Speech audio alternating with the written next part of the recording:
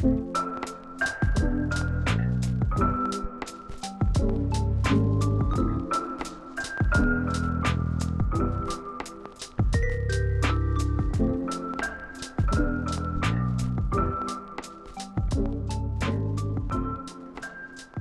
afternoon, folks. Welcome to the Queen Mary. Come on. It's a great day in Long Beach. In fact, it's been the last few days. The weather's been great. It's good tidings for the future. Let's hope it's good tidings for the future of the long future of the Queen Mary. Today, I'm here to join you with Port of Long Beach Deputy Executive Director Noel Hasagaba, our Vice Mayor Cindy Allen, our First District Councilwoman Mary Zendejas, and other city leaders. And we're proud to be here with you today to share some good news about a conversation that begun more than a year ago, and we're proud of the direction that this thing is heading. Long Beach has tremendous and boundless opportunities as a multimodal hub. We are certainly a driver of our region's economy, and we're confident that we have the ability to continue to have a strong, prosperous future with respect to goods movement as well as tourism. As a part of our 100-day plan, we talked about exploring opportunities to grow revenue and grow our economy in new and more sustainable directions, and placing a focus on growth industries through our Grow Long Beach initiative. Two of those growth industries are tourism, which is largely driven by our Queen Mary, and our ports, which is the region's economic driver. And we've asked city staff to look at new ways to establish partnerships and identify innovative ways to use our existing resources more strategically. So today, we're announcing one of those strategic partnerships and innovative partnerships to help achieve more than one goal. So today, we're announcing an anticipated partnership between the City of Long Beach and the Port of Long Beach. This partnership will provide investment for the Queen Mary while in turn strengthening two Long Beach industry sectors, tourism and hospitality, transportation and logistics. Here's what we're proposing. We've identified 13.9 acres of underutilized city-controlled oil operations properties located within the port jurisdiction. Under the proposed agreement, Long Beach Energy Resources would shrink its oil operations footprint in these areas, providing additional land that can be used for new non-oil uses. Control of these properties would then be transferred to the port to be leased by port customers. And the revenue from these new leases would be split equally between the port and the City of Long Beach, creating a new revenue stream. In addition to that revenue, and also as a part of this agreement, the port will advance $12 million to the City of Long Beach, which will be used to fund the Queen Mary's many reopening amenities and activities, ongoing restoration projects, and infrastructure needed at the site. This is going to help expedite the Queen Mary's return to profitability. The city's allocation of the new revenue share will be used to repay the advance, and after which it will accrue to the city's Tightlands Operating Fund to be used for various infrastructure projects in our shoreline area. Again, this is a fund that we know has a uncertain future given the shifting, complex legislative landscape around the legislative environment around oil production. This proposed agreement will bolster our local economy and better position Long Beach in the tourism and goods movement industries. Now, we expect that this proposed agreement to go before the City Council next month, at which time we'll have more information to share. But at this point, I want to thank our city leadership, our city manager, Tom Modica, our department heads, and our staff for their hard work on this proposal. And I appreciate the Port of Long Beach's leadership for engaging with us in this opportunity, and our Harbor Commission for their support of this new partnership, this new direction. And now I want to welcome up our Vice Mayor, Cindy Allen, who's been involved in showing leadership for more innovative ways to partner with the Port on the Queen Mary. So please welcome Vice Mayor Cindy Allen.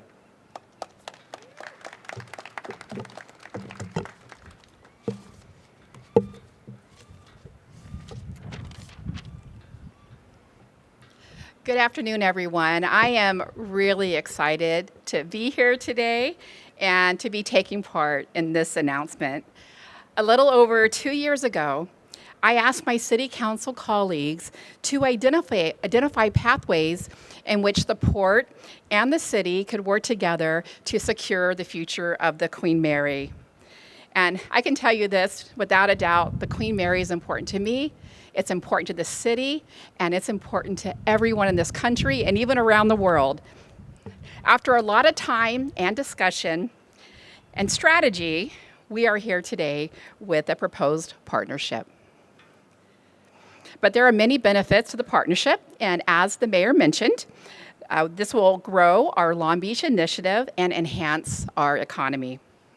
It will be key to implementing strategies and policies that will facilitate our future and economic success by diversifying the local economy and establishing new revenues and growing targeted industry sectors.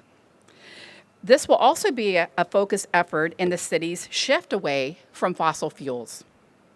The 13.9 acres of former oil operating property will strengthen and grow transportation and logistics at the port. And of course, new revenue streams will be created by private leaseholders. And of course, the $12 million advancement will support our iconic Queen Mary. All of this together will in turn strengthen the broader tourism and hospitality sector here in Long Beach. We've come a long way since our initial discussions back in 2021, and I am pleased with the direction and all of the effort that has gone into this from the bottom of my heart. I am so pleased. I couldn't imagine several years ago that when I crafted this item with council that we would be here. So I'm just excited. I look forward to the many benefits that this partnership can bring. And I look forward to discussing all of this with my council colleagues in the future. Now I would like to bring up the amazing Councilwoman Mary Zendejas from the 1st District.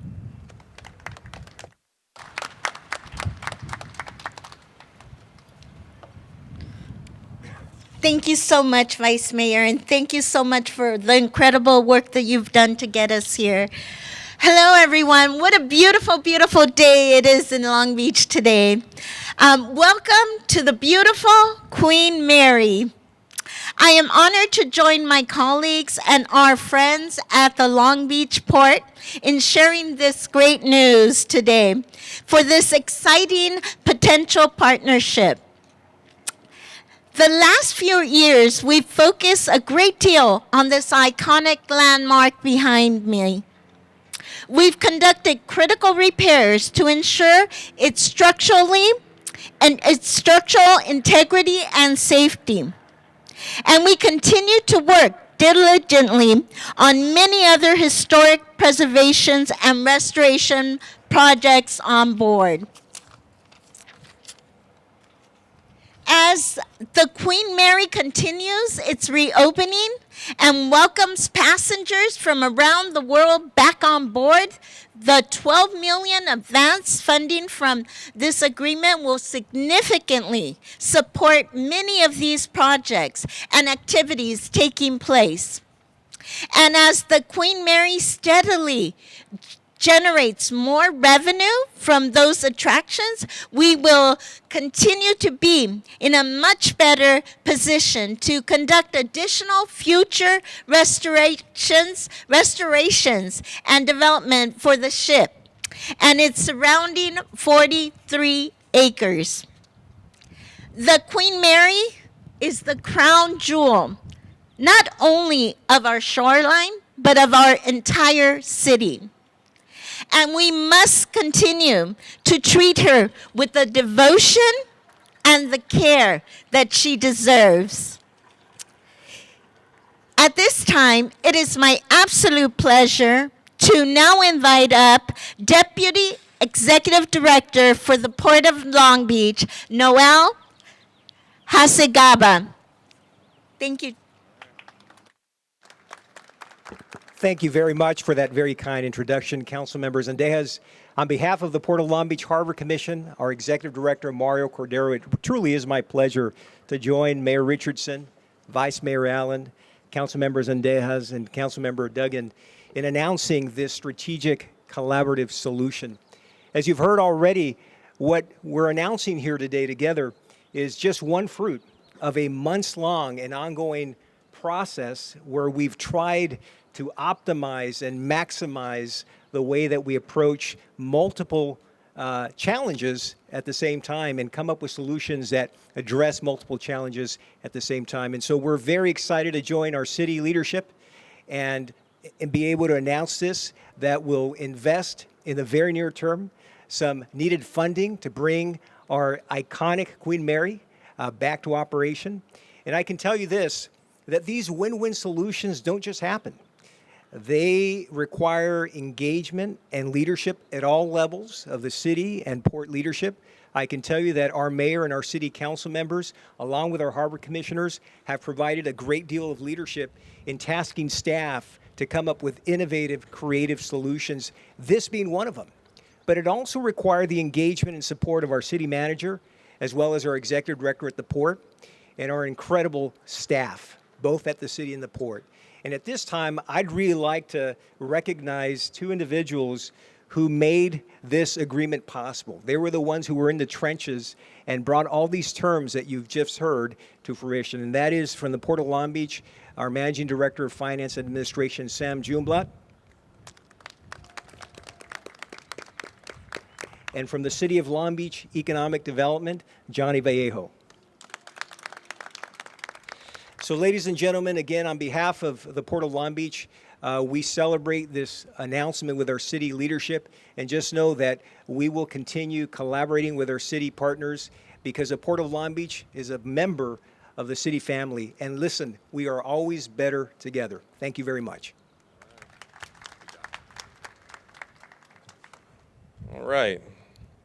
Let's hear it for the city council members and Noel. Thank you so much for your comments. Also want to acknowledge Councilmember Christina Duggan, who is chair of our Coastal Protection and Climate Committee. So thank you so much for joining us today as well.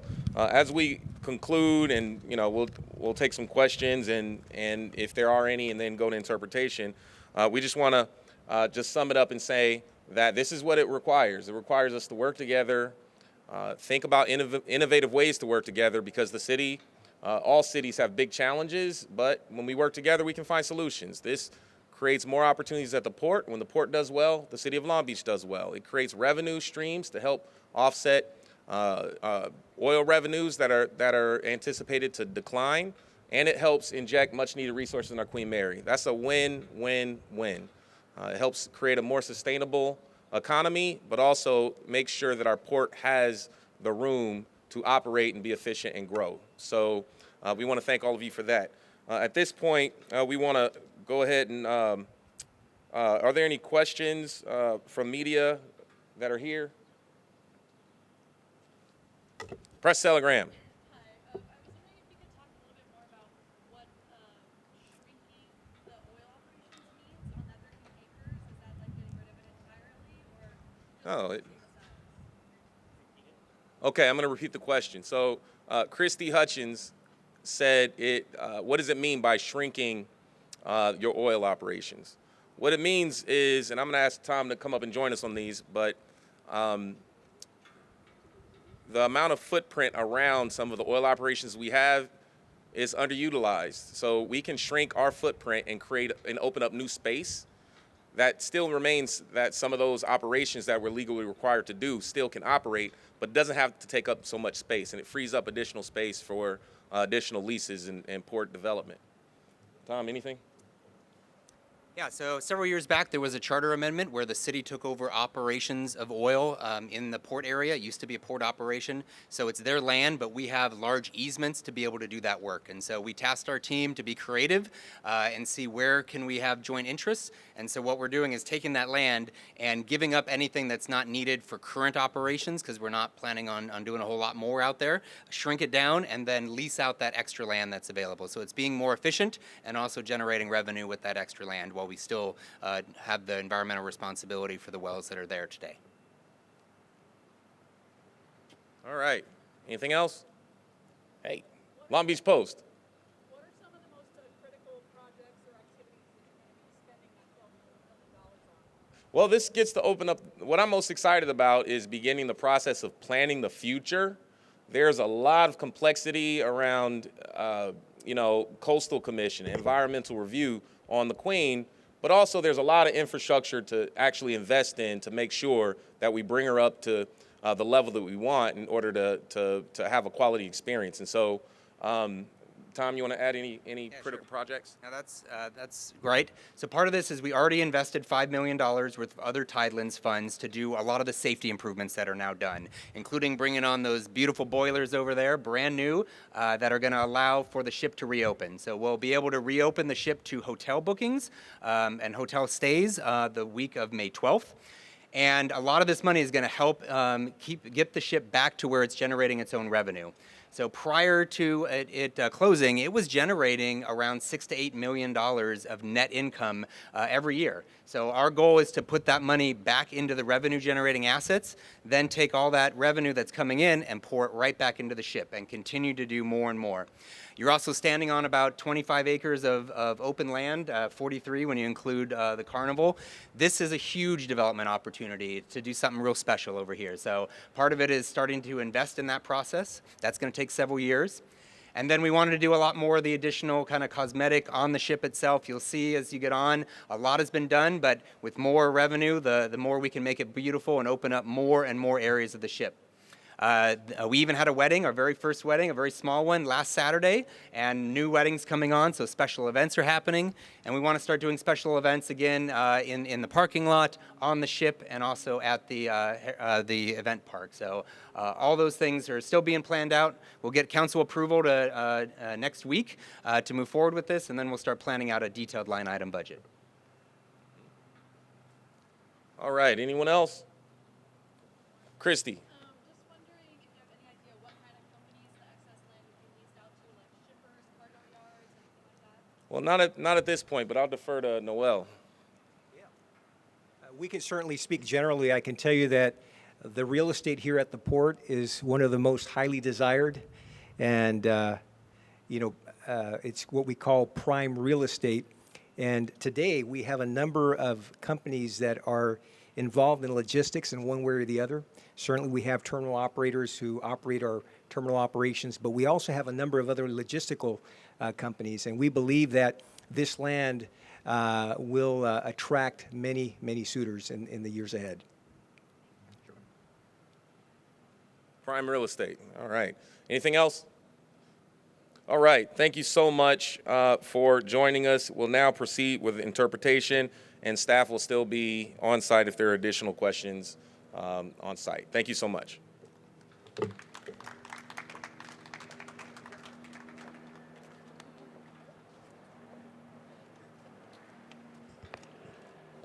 Hola, muy buenas tardes. Gracias por sintonizarse una vez más al canal de Long Beach aquí en el Queen Mary. Les damos la más cordial bienvenida. En la ciudad de Long Beach está anunciado una asociación anticipada entre la ciudad y el puerto de Long Beach que proporcionaría un apoyo de inversión para el Queen Mary. Además, fortalecerá dos sectores muy importantes, la industria de Long Beach en el turismo, hospitalidad, transporte y logística.